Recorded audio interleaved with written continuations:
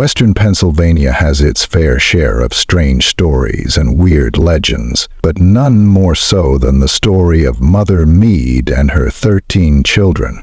In the early 18th century, the state was sparsely settled with European immigrants. In an effort to attract more settlers and displace the native Indians, the English welcomed religious sects of all flavors. One of these groups was centered on the personality of Mother Meade, an enigmatic and colorful early American figure. It was said that Mother Meade was a powerful witch, or a lapsed Anglican nun, or a runaway slave who took up with the Iroquois. Whatever her true identity, she became the focus of a number of tall tales over the years. One of those tales concerns Mother Meade's numerous children. Although they were all very different and spawned many legends of their own, one thing they all had in common was that they were born monsters.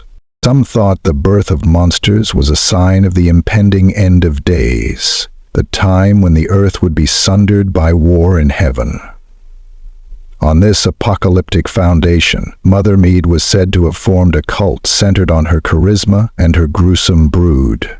Hailed as a prophet of terror and destruction, Mother Meade attracted much attention, but only a marginal following. After a few years roaming New England, Mother Meade's cult ended up in Pennsylvania. They took up residence in a largely uninhabited expanse of forest known as Broom's Quarter. While the cult settled down to await the end of the world, Mother Meade's monstrous children stalked the quarter's shadowy ridges and dark hollows. Bill grew up next door to Broom's Quarter. He writes to tell me of the strange encounters he experienced in the shadows of the ancient forest. Bill's first story comes from his childhood, when he explored Broom's Quarter with his older siblings and cousins. In the warm summer months, Bill would often head out with a sampling of his kin, intent on fishing the small brook that ran the quarter's length. On one particular sunny July morning when he was 10 years old, Bill set out with his older brother and a teenage cousin. They started fishing the brook and hunting for the tiny crayfish that hid among the rocks. The old brook was always full of crayfish and minnows, Bill recalls. As Bill and his brother carefully checked under rocks for their elusive prey, Bill's cousin was watching the brook's head with a strange expression on her face. Bill and his brother exchanged a mischievous look and decided to play a prank on the older girl. As Bill's cousin stared at the splashing water, Bill and his brother found a mean old crayfish under a big rock. Their cousin would certainly get a scare if they slipped it down the back of her shirt, they thought. But before the boys could even get out of the water, their cousin was on top of them. She grabbed both boys by their shirts and dragged them out of the brook. "I thought she figured out our little prank and was going to give us hell," Bill writes. But Bill's cousin had a look of abject terror on her face. She screamed at the boys and told them to run. "I was never so scared because I didn't know what was going on," Bill remembers. As Bill and his brother took off running through the trees, Bill turned to catch a glimpse of something struggling and thrashing in the water near the bank where Bill and his brother had been playing. Bill's cousin never returned to the quarter. She refused to talk about the incident except to say that there was something in the water and she thought it was going to eat the boys. When Bill grew up, he went to work in the coal mines that accounted for most of the region's meager economic activity. Bill still enjoyed the occasional foray into the quarter, especially when he could take out his dirt bike and ride the winding trails. On one particular overcast August afternoon when he was in his 20s, Bill was racing down a steep incline. "After that it levels out a lot and there's a straightaway," Bill recalls. "But I saw right away that there was something on the trail." Bill slowed his bike and cursed his luck. From where he was stopped, he could see that a tree had fallen across the path, and he would be forced to turn around or drag his bike over the top. Deciding that his bike wasn't so heavy, Bill continued on the path toward the log. As he got closer, Bill could sense that something wasn't quite right. Well, for starters, that log was moving. Bill remembers.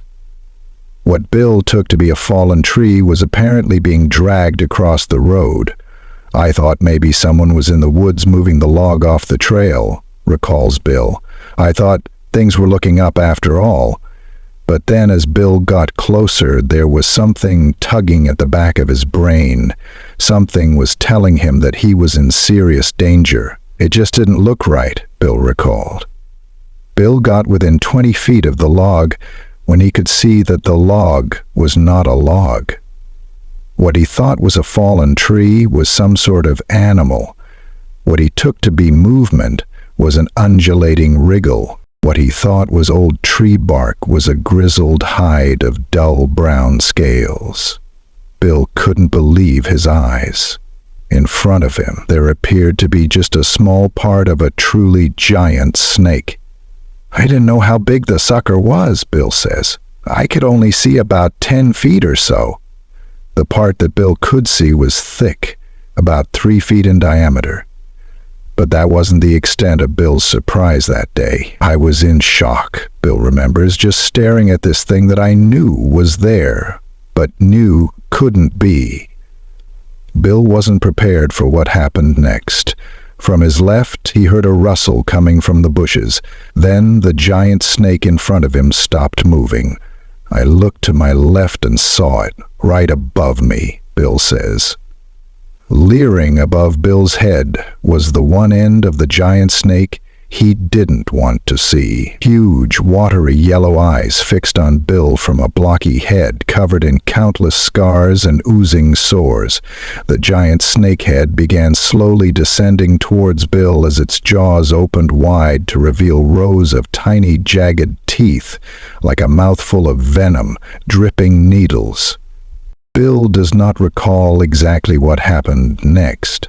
I was riding my bike as fast as I could go to get back home, says Bill. I almost got lost because I couldn't think straight, much less drive my bike straight.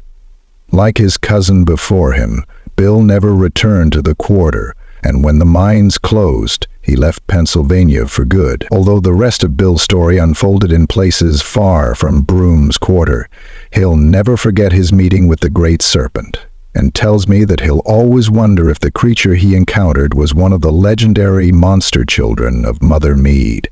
If it was, did her offspring somehow survive the centuries stalking the lonely tracks within and below Broom's Quarter?